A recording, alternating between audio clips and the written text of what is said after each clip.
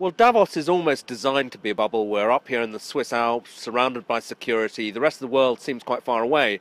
But every now and then news from the outside world gets through. And the big news overnight was the death of the Saudi king, King Abdullah, and the succession of new king, King Salman.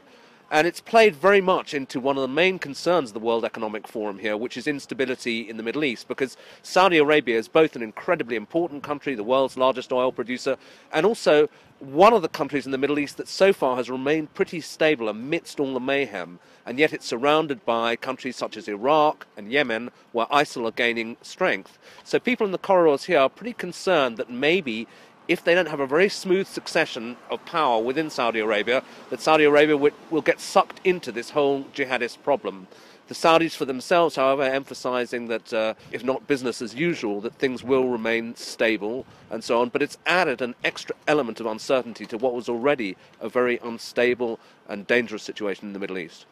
So in the middle of Davos, we had this news from the European Central Bank about QE in Europe, which has got everybody talking. But there's another European event that everybody's waiting for, which takes place this Sunday in Greece.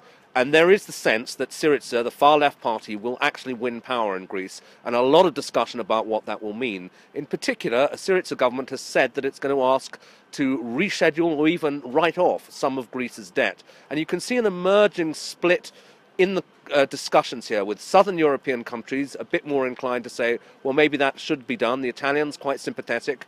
The northern Europeans, the Finns and the Germans, with the Finns perhaps acting as kind of unofficial spokesman for the Germans, are much, much less willing to go down that route. But it's a question that they're going to have to face very soon. Almost as soon as they get back from Davos, they'll be at their desks and facing what is not an abstract problem about writing off debt. It's something that could immediately send politics and therefore financial markets into turmoil if it's mishandled.